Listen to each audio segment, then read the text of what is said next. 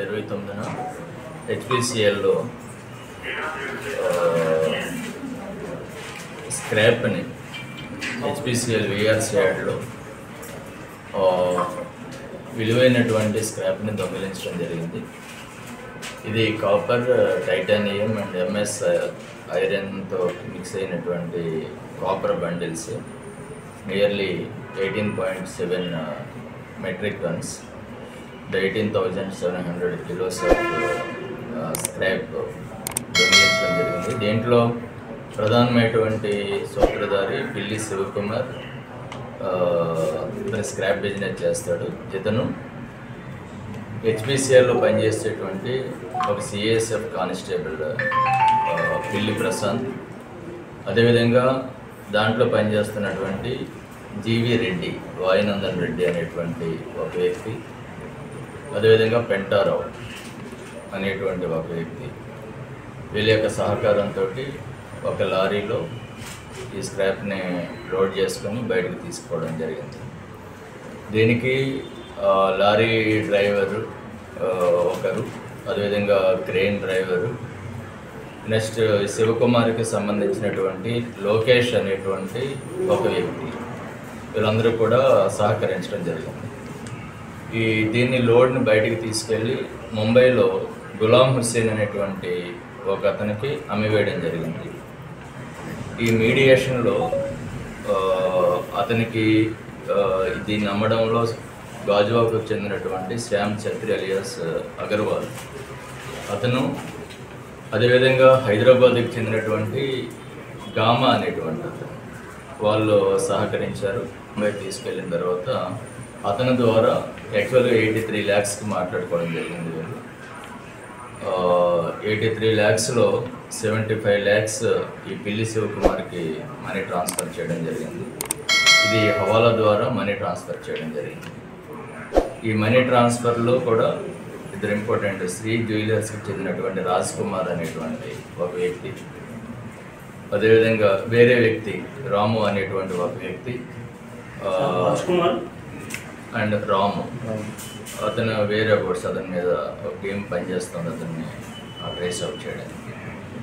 వాళ్ళ ద్వారా money transfer అయింది. అదేవిధంగా కొంత అగర్వాల్కి బ్యాంక్ అకౌంట్ ద్వారా ట్రాన్స్ఫర్ చేసి వీళ్ళకి ఇవ్వడం జరిగింది. దీంట్లో ఇంతవరకు ఆల్మోస్ట్ 90% అబోవ్ క్యాష్ సీజ్ చేయడం జరిగింది. 77 lakhs 13,000 అమౌంట్ని నిందితుల నుంచి సీజ్ చేయడం జరిగింది. అదేవిధంగా దీంట్లో ఎవరైతే ఇన్వాల్వ్ అయ్యాయో వెహికల్స్, ఆ లారీని కూడా తీసుకురావడం జరిగింది, లారీని సీజ్ చేయడం జరిగింది. అదేవిధంగా ఈ స్క్రాప్ని లోడ్ చేయడానికి ఉపయోగించినటువంటి క్రెయిన్ని కూడా సీజ్ చేయడం జరిగింది. దీంట్లో ప్రజెంట్ యాజ్ ఆఫ్ నౌ 9 మంది ముద్దాయిల్ని, పిల్లి శివకుమార్, పిల్లి ప్రశాంత్, వాయునందన్ రెడ్డి, యలమంచిలి పెంటారావు, అగర్వాల్, లోకేష్, యశ్వంత్ కుమార్ ఇతను crane driver, Jitender lorry driver, Raj Kumar, వీళ్ళందరినీ కూడా ఈరోజు ఈ కేసులో రిమాండ్ చేయడం జరుగుతుంది. వీళ్ళందరి మటు కూడా criminal breach of trust, 409 IPC, 379 IPC, 120B, 471 అంటే ఫేక్ డాక్యుమెంట్స్ని తయారు చేసినందుకు ఫోర్జరీకి సంబంధించినటువంటి 471 సెక్షన్స్, రెడ్ విత్ 34 IPC కింద వీళ్ళందరినీ కూడా రిమాండ్ చేయడం జరిగింది. సార్, ఇప్పుడు అన్ని నకిలీవేనా లేకపోతే ఎంప్లాయీస్, మేనేజర్ కానీ డిప్యూటీ మేనేజర్ కానీ వాళ్ళు? ఈ వాయునందన్ రెడ్డి అనేటువంటి అతను దాంట్లో ఒక దానికి మేనేజర్గా ఉన్నాడు. అంటే హెచ్పిసిఎల్ ఎంప్లాయీ కాదు, ప్రైవేట్, అది లాయిడ్స్ ఇన్సులేషన్కి అతను ద్వారా ఇది తయారు చేశారు. ఫేక్ డాక్యుమెంట్స్ అన్నీ కూడా ఫేక్ డాక్యుమెంట్స్. అంటే వీళ్ళకి ఇన్వాయిస్ కావాలి, వెహికల్ ఇక్కడి నుంచి వేరే చోటుకు పోవడానికి ఒక ఇన్వాయిస్ కావాలి. ఆ ఇన్వాయిస్ కూడా ఫేక్ ఇన్వాయిస్, విశాఖపట్నం టు ముంబైకి ఒక ఫేక్ ఇన్వాయిస్ని కూడా తయారు చేయడం జరిగింది. బయటకు వెళ్ళాలంటే మెటీరియల్ డిపార్ట్మెంట్ హెడ్ కూడా సైన్ చేపిస్తారు.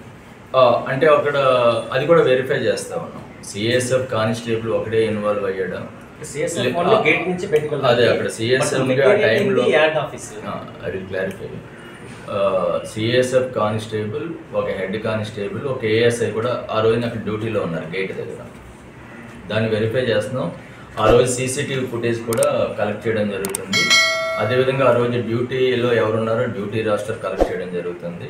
నెక్స్ట్ ఈ ప్రశాంత్ అన్న దగ్గర నుంచి అన్న అతను సిఎస్ఎఫ్ కానిస్టేబుల్ దగ్గర నుంచి కానీ, పిల్లి శివకుమార్ అన్నటువంటి ఆ మెయిన్ ఎక్యూజ్డ్ ఎవరైతే ఉన్నారో అతని దగ్గర నుంచి కానీ, ఆ రోజు డ్యూటీలో ఉన్నటువంటి ఎవరికైనా ఏమైనా మనీ ట్రాన్స్ఫర్ అయ్యిందా ఇవన్నీ కూడా వెరిఫై చేస్తూ ఉన్నాం. ఒకవేళ ఈ హెడ్ కానిస్టేబుల్, ఏఎస్ఐ ఇంకా అదర్ పైన ఎవరన్నా సిఎస్ఎఫ్ ఇన్వాల్వ్ అయితే వాళ్ళందరి మీద కూడా యాక్షన్ తీసుకోవాలి.